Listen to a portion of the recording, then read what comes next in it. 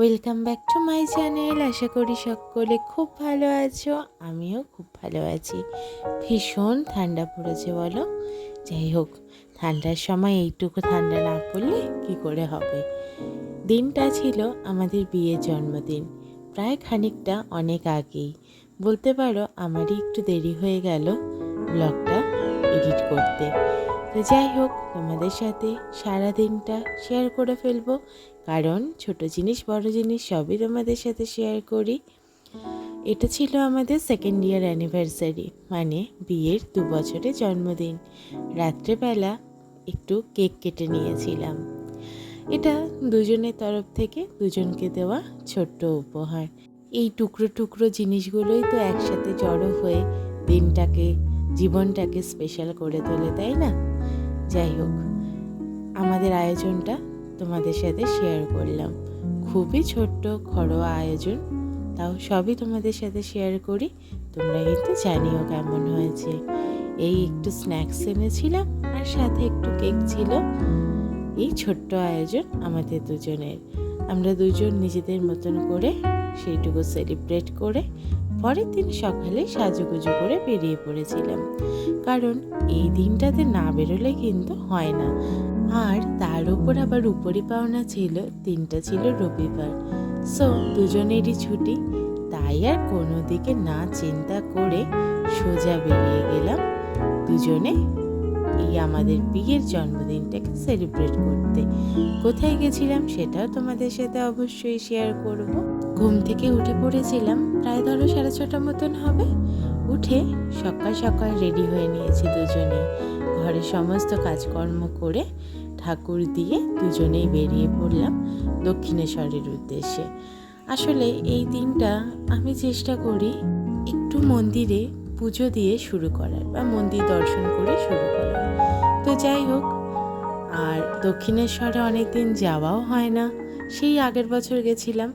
তাই আর এত বড় গোল্ডেন অপরচুনিটিটা আর নষ্ট করলাম না, চলে গেলাম দক্ষিণেশ্বর। আর দেখো, এই ব্রিজের থেকে এই দক্ষিণেশ্বরের সেই চূড়াটা, মন্দিরের চূড়াটা কিন্তু ভীষণ সুন্দর লাগে দেখতে। আশা করি তোমরা সকলেই তা জানো।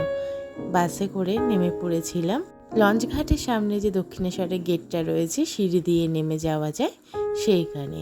কারণ সেই দিনগুলো তো শীতের ছুটির দিনগুলোর মধ্যে ছিল, প্রায় সবই স্কুল ছুটি, আর শীতে সবাই ঘুরতে যায়, তো ভিড় কিন্তু প্রচণ্ডই ছিল।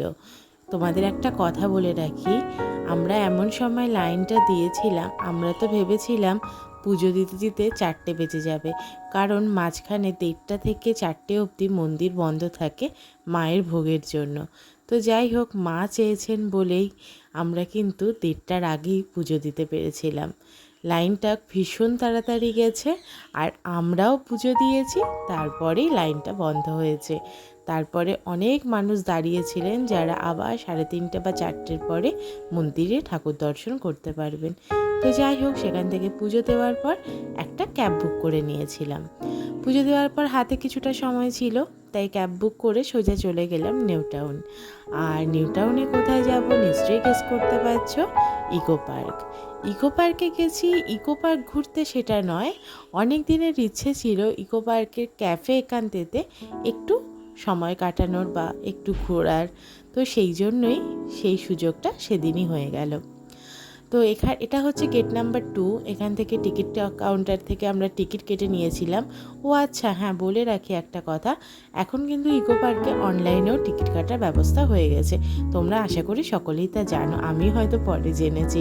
তো যাই হোক, আমরা ম্যানুয়ালি টিকিট কেটেছি, সেখান থেকে আমাদের জনপ্রতি 30 টাকা করে পড়েছে। দুজনে 60 টাকা টিকিট কেটে সোজা চলে গেছিলাম এই লেকের ধারে। আর দেখো, চারপাশে সূর্যের আভাটা এত সুন্দর পড়েছে, মানে কি মায়াবী যে লাগছে, যেন মনে হয় ওখানে শুধু বসেই থাকি আর শুধু ফটোই ক্যাপচার করে যাই। ভীষণ সুন্দর লাগছে, আর কত মানুষের ভিড় হয়েছে দেখো। এখানে কিছু ভয়েস দিয়েছিলাম, কিন্তু এত আওয়াজ তো সেই জন্য সেই ভয়েসগুলোকে কাট করে ভয়েস ওভার দিতে হয়েছে। তো ক্যাফে একান্তেতে যাওয়ার চেষ্টা করছিলাম এখান থেকে, কিন্তু ওদের দুটো স্লট থাকে, একটা লাঞ্চ একটা ডিনার। আমরা তো মধ্যিখানে গেছিলাম, মানে ওই ধরো বিকেল বা সন্ধে, তো সেই জন্য তখন আর বোটটা ছাড়বে না। ওই দেখো ওই পাশে একটা চেয়ার বসানো বোট দুলছে, ওই বোটটা করেই আমাদের নিয়ে যাবে, যেহেতু ক্যাফেটা জলের মাঝখানে। তো ওটা আবার নিয়ে যাবে সন্ধ্যাবেলা, মানে স্ন্যাক্স টাইমে বা ডিনার টাইম যাই বলতে পারো। তো এই সময়টা ছাড়ে না, তো কি করব, ওখানে আমাদের একটু বসে ওয়েট করতে হলো। আর ওখানে ক্যাফে একান্তের একটা স্টলও ছিল, সেখান থেকে সামান্য কিছু স্ন্যাক্স আমরা খেয়ে নিলাম। তো যাই হোক, স্ন্যাক্স খেয়ে ওয়েট করলাম। ওয়েট করার পর সময় হয়ে এলো, তখন প্রায় 5টা সাড়ে 5টা মতন বাজে। আর তখন তো আরও আগে সন্ধে নেমে যাচ্ছিল, তাই চারধারটা অন্ধকার হয়ে গেছে। তারপরে এই আমাদের বোটে আমরা উঠে পড়েছি। আমাদের উঠে পড়তে বললো, কারণ বোটে করে আমাদের মাঝখানে নিয়ে যাবে সেই ক্যাফেতে। আর আমাদের সাথে আরও কিছু মানুষ ছিলেন। তো এইভাবে বোটে আমরা উঠে পড়লাম। উঠে পড়ে বোট কিন্তু ছেড়ে দিল। আর একটা মজার ঘটনা বলি, এই বোটটা না ভীষণ দুলছিল। আসলে এটা একদম সেই পুরনো নৌকোগুলোর মতনই, শুধু ওই চেয়ার লাগানো বলে জাস্ট একটু অন্যরকম মনে হচ্ছিল, কিন্তু অ্যাকচুয়ালি পুরনো নৌকাই। তো যাই হোক, ভীষণ দুলছিল, সেই জন্য ভয়ের চোটে আমি বসতেও পারিনি চেয়ারে। আমি মাঝখানটা দাঁড়িয়ে দাঁড়িয়েই এসেছি। আর ওই দেখো দূরে দেখা যায় আইফেল টাওয়ার। এই দেখো চলে এসেছি আমরা বোটের বলছি, ক্যাফের একদম কাছে।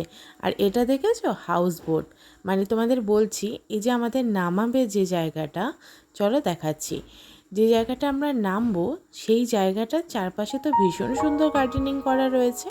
আর এই দেখো এই বোট থেকে আমরা নামলাম, এটা হচ্ছে ওই রেস্টুরেন্ট বা ক্যাফের হাউস বোট। আর এই দিকটা রয়েছে হচ্ছে ওদের একদম, মানে কি বলবো, রুমের মতন যে রেস্টুরেন্ট মেনলি হয় সেটা। তো আমরা হাউস বোটেই বসবো, কারণ এইটার জন্যই এত দূর আসা। তো চলো একটুখানি ঘুরে নিই, কারণ ওদের তখনও প্রিপেয়ার হয়নি, মানে তখনও রেস্টুরেন্ট ওপেন হয়নি। তো কি করব, চারদিকটা একটু ঘুরে নিলাম। আর এই সেই ব্রিজ, এই ব্রিজে যারা গেছে সবাই ফটো তুলেছে। আর তোমরা অনেকেই জানো এই ব্রিজটা মানে ফটো তোলার জন্যই স্পেশাল। আর দেখো কি সুন্দর লাগছে চারধারটা, ওইদিকে সবুজ রঙের সমস্ত গাছে আলো, মাঝখানে একটা হলুদ রঙের আলোয় সাজানো ব্রিজ, আর তার সাথে তো এই হাউস বোটগুলো রয়েছে। আর এই হাউস বোটের ভেতরেও বসার জায়গা রয়েছে, আবার বাইরেও চেয়ার টেবিল পাতা রয়েছে। তোমাদের যেখানে ইচ্ছে তোমরা সেখানে বসতে পারো। তো একটু যেহেতু রাতের দিক হয়ে গেছিলো, ও বললো যে ঠান্ডা লাগছে, তো সেই জন্য আমরা ভেতরেই বসেছিলাম। আর সত্যি ঠান্ডা ছিল, একদম জলের মাঝখানে তো। আর ভেতরের অ্যাম্বিয়েন্সটাও আর বলার মতন কিছুই না, ভীষণ সুন্দর, মানে বলে শেষ করা যাবে না। তো যাই হোক, এরপরে আমরা একটু অর্ডার দিয়ে দেবো খাবার। চলো দেখে নিই কী কী খাবার অর্ডার করলাম। প্রথমেই এটা তাওয়া তন্দুরি ছিল বেবি ভেটকির ওপরে। ওরা অনেকগুলো এক্সাম্পল হিসেবে আমাদের সামনে সস দিয়েছিল, যে সসটা আমরা চুজ করবো ওরা সেটাই সর্ট করে দেবে। তো তাই হলো। আর দুটো ব্লু লেগুন আর একটা হাক্কা নুডলস নিয়েছিলাম। নুডলস না হলে তো আমার ডিনার কমপ্লিট হবেই না রেস্টুরেন্টে। তো যাই হোক, খাওয়া দাওয়া করে ঘুরে টুরে তারপরে আমরা আবার ব্যাক করলাম সেই একই নৌকোতে। সেই নৌকোকে আবার ফোন করে দেওয়া হলো রেস্টুরেন্ট থেকে। সেই নৌকো এসে আবার আমাদের নিয়ে যাচ্ছে ইকো পার্কে। আর ইকো পার্কে নামার পর দেখি চারদিকটা পুরো ফাঁকা হয়ে গেছে। কিছুক্ষণ আগে যে জায়গাগুলো এত মানুষের ভিড় ছিল, আর কিছু সময় বাদে সেই জায়গাগুলোতে শুধু রয়েছে হাতে গোনা কয়েকটা মানুষ। এই তো সময়ের পরিবর্তন। দেখা হবে নতুন ভিডিওতে। Please subscribe.